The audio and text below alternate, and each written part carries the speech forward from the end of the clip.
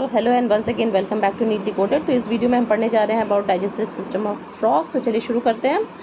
So first of all we should know that frog is carnivorous and so its alimentary canal is short. जितने भी herbivores होते हैं उनके alimentary canal longer होते हैं और इसका माउथ जो होता है, जो ये डायग्राम में आप देख रहे हैं, it opens into buccopharyngeal cavity. इसमें टीथ प्रेजेंट है which is present only in the upper jaw and they are of same shape and size, so it is of homodont dentation, right? और upper part of the mouth में कुछ openings होते हैं, जैसे opening of the nostril भी यहाँ पे देखने को मिलता है।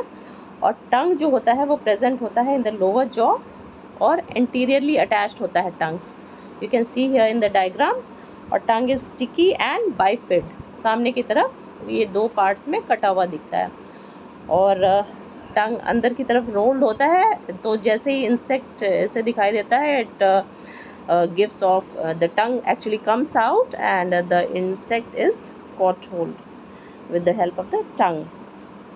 और एक और इम्पॉर्टेंट एस्पेक्ट है कि टीथ है but there is no chewing activity, और फूड जो होता है वो बिल्कुल स्वॉलो कर लिया जाता है। टीथ का बेसिकली काम है to just keep the insect और जो भी प्रे है उसको दबोच के रखना या उसको कैच होल्ड प्रॉपरली करना।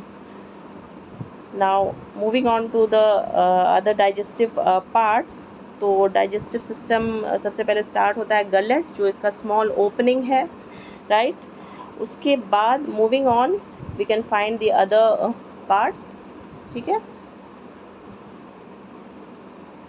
तो चलिए देखते हैं क्या क्या इसके डाइजेस्टिव सिस्टम में पार्ट्स आते हैं। सबसे पहले जो स्ट्रक्चर होता है वो ईसोफेगस है, which is tubular and small. और ईसोफेगस है, it leads into the stomach. ये यहाँ पे स्टमक आप देख सकते हैं, स्वोलन स्ट्रक्चर है, सैक लाइक स्ट्रक्चर है। और स्टमक के बाद जो स्टमक कनेक्टेड होता है, it is connected to the small intestine. Duodenum and ileum है स्मॉल इंटेस्टाइन के पार्ट्स। उसके बाद जो पार्ट आता है वो है लार्ज इंटेस्टाइन और रेक्टम, राइट? ठीक है, तो ये इसके बेसिकली जो इम्पोर्टेंट डाइजेस्टिव स्ट्रक्चर्स हैं। इसके अलावा जो इम्पोर्टेंट और भी पार्ट्स इसमें होते हैं डाइजेस्टिव सिस्टम में, वो है इसका लीवर एंड पैंक्रियास, राइट? तो लीवर और पैंक्रियास से डक्ट निकलते हैं जो अटैच्ड होते हैं या जो एंटर करते हैं into the small intestine, that is the hepatopancreatic duct. और डाइजेस्टिव सिस्टम बेसिकली वैसा ही होता है जैसा कि ह्यूमंस में होता है, बहुत ज़्यादा इसमें चेंजेस नहीं होते हैं। तो ये डाइजेस्टिव ग्लैंड्स तो आपने समझ लिया कि इसमें लीवर और पैंक्रियास होते हैं, जो हिपैटोपैंक्रियाटिक डक्ट से स्मॉल इंटेस्टाइन में कनेक्टेड होते हैं, ठीक है?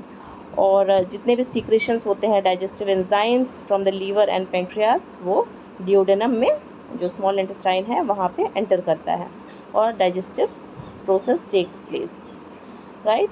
तो ये इसका बेसिक स्ट्रक्चर है ऑफ द डाइजेस्टिव सिस्टम। और उसके बाद रेक्टम जो है वो ओपन होता है क्लोएका में, और क्लोएका बाहर की तरफ उसकी जो ओपनिंग होती है that is called the cloacal aperture. तो यहाँ पे एक इम्पॉर्टेंट एस्पेक्ट है, वो जानना चाहिए कि जो क्लोएकल एपर्चर है, it functions as the opening of 3 organ systems of the frog. और ये ऑर्गन सिस्टम्स हैं the digestive system, excretory system and the reproductive system.